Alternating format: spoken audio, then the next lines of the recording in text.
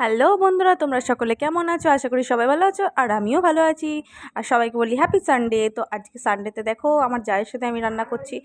তো আজকে আমি রান্না করছি না, আমার জাই রান্না করছে। এখন চাউমিন বানাচ্ছিল আমার চা। তো এখানে দেখো আমার দেওর এখানে দুটো বাচ্চাকে নিয়ে পড়ে রয়েছে। তো চাউমিন বানানো কমপ্লিট, আর এখানে খেতেও দিয়ে দিয়েছে। আমার মাও আছে, মা খাচ্ছে, আমরা সবাই চাউমিন খাচ্ছি।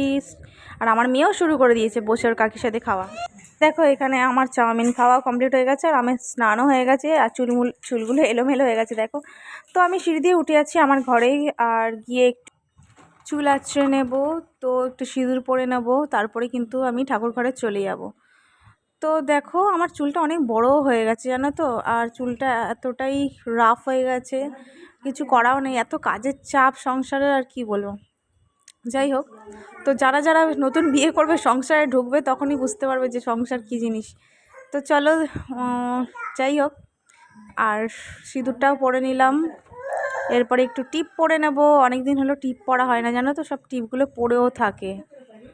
আর একটা আমার খুব ভালো লাগে ব্ল্যাক কালারের টিপ পরতে, তাই আমি ব্ল্যাক কালারের বেশিরভাগ টিপটা পরি। তো আমার ভীষণ ভালোও লাগে ব্ল্যাক কালারের টিপ পরতে।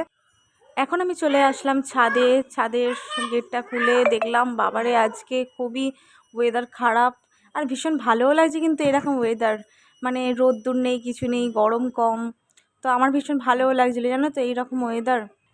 হালকা হালকা বৃষ্টিও পড়ছিল।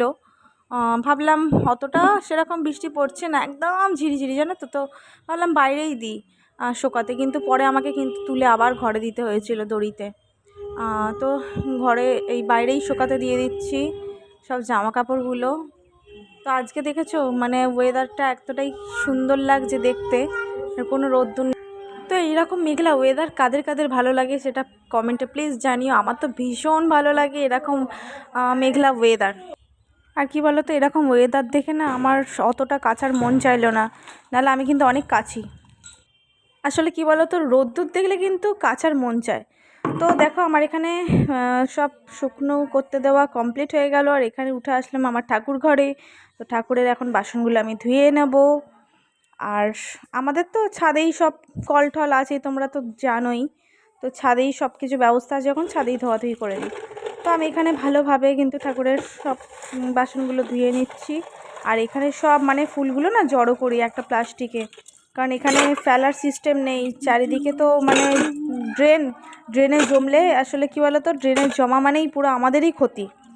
আর জল জমে যাবে, আর জল যাবে না, মুশকিল হয়ে যায়। তো আমরা ওই প্লাস্টিকে জমাই আর ফেলে দিই। ঠাকুরের ফুলটা আমরা কিন্তু একটা জায়গা আছে আমাদের এদিকে, ছুঁড়ে ফেলে দেওয়াই যায়।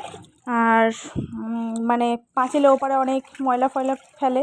আর বাদ বাকি যে এঁটো ময়লাগুলো আছে সেগুলো কিন্তু আমাদের এখানে গাড়ি আসে, এই গাড়িতেই ফেলা হয়। তো এদিকে দেখো আমার ঠাকুরের বাসন ধোয়া হয়ে গেল, আর এখানে চলে আসলাম ঠাকুর ঘরে পুজো দিতে। তো এখানে আমি সলতেটা সুন্দর করে পাকিয়ে সলতে দিয়ে দিচ্ছি। প্রদীপ জ্বালাবো আমি, আর একটা ধূপ দিয়ে দেবো, আর তারপরে তো নকুনদানা দেবো। আমার মেয়ে, মানে তোমাদের একটা গল্প বলি, আমার মেয়ে রোজ আসবে, আর রোজ কিন্তু গোপালের পাত থেকে একটা করে নকুনদানা তো নেবেই, তার সাথে সাথে আমাকে আবার বলবে আরেকটা করে দাও। মানে ও যতক্ষণ থাকবে এই ঠাকুর ঘরে, ও কিন্তু আরও মানে একটা দুটো তিনটে করে খেতেই থাকবে। আমি বলি এই তোর তো মানে পেটে কৃমি হবে, পোকা হবে, হ্যাঁ তুমি এইসব খাবে বললে, আরও কিন্তু ভয় পায় আর খায় না। আর ওই জন্যে বেশিরভাগ আমি নিয়ে আসিনি আমার মেয়েকে ঠাকুর ঘরে। ও এটা ওটা খেতে চায়। সত্যি সত্যি বাচ্চাদের যদি কৃমি হয় ওদের কত কষ্ট বলো তো। হ্যাঁ, তার জন্য ওই একটাই নকুনদানা দিলাম, ঠিক আছে। আর বারে বারে আসলে বারে বারে খেতে চাইবে, ওই জন্য আনি না। তো এইদিকে আমি ধূপকাঠিও জ্বালিয়ে নিচ্ছি। আর দেখো পুজোতেও আমার কমপ্লিট হয়ে আসছে, সব ঠাকুরকে খেতেও দিয়ে দিচ্ছি। আর আমি তাই ভাবছি যে এক্ষুনি আমার মেয়ে থাকলে কিন্তু মানে কাড়াকাড়ি করতো আমার।